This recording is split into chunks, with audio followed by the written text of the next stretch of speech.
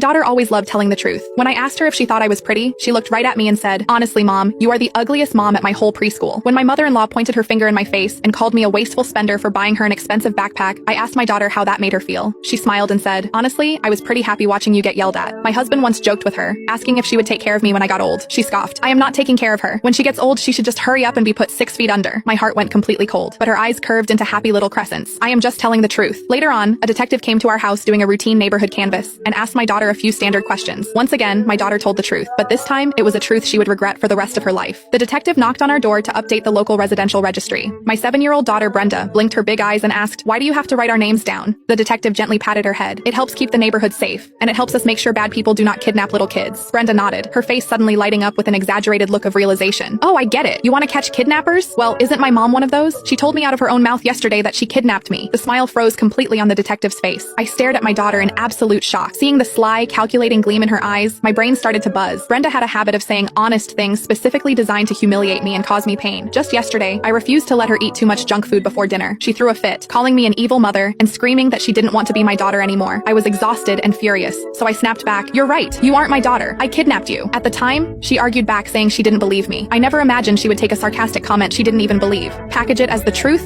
and feed it directly to a police officer. The detective was already looking at me with a completely different expression. I forced out a dry, awkward laugh. "She was misbehaving yesterday and I lost my temper. It was just a stupid joke. I didn't think she would take it literally." The detective's brow relaxed slightly. He turned to Brenda. "Little girl, you can't joke about things like that. If your mom gets mistaken for a kidnapper, she could go to jail." Seeing Brenda nod, the knot in my chest finally loosened. I thought the ordeal was over, but a second later, Brenda looked up with an expression of pure, innocent sincerity. "But my mom can't have babies. If I wasn't kidnapped, where did I come from?" The scrutiny and suspicion instantly returned to the detective's eyes. I panicked and quickly tried to explain. "I had an IUD put in right after she was born. When kids hear about birth control, they misunderstand what can't have babies means." I tugged on Brenda's sleeve, silently begging her to stop talking. She refused to listen. "Mom couldn't have babies right after she got married, but I am already 7 years old." I had no idea how a 7-year-old girl possessed the mental capacity to connect those dots. But when you thought about what she was implying, it was impossible not to jump to horrible conclusions. My husband and I had been married for 6 years. I had an IUD for those exact 6 years. So how could we possibly have a 7-year-old daughter? The detective clearly did the math in his head. His expression turned dead serious. "Ma'am, I am going to need to see the child's birth certificate." My stomach dropped to the floor. There was no birth certificate for Brenda in this house. 6 years ago, I had literally fought off human traffickers to rip this child out of their hands. When the police eventually pulled the files on her biological parents, the reality left everyone speechless. My husband and I had looked at each other with pale faces, sharing the exact same thought. If we sent this poor baby back to her biological family, living with them would be a fate worse than death. We simply couldn't bear it. So we went through the system, adopted her, and raised her to this day. Brenda probably thought my angry comment yesterday was just a cruel joke, but she had no idea that the joke was actually the truth. The only reason we never told her was that we didn't want her to feel like an outsider in her own home. But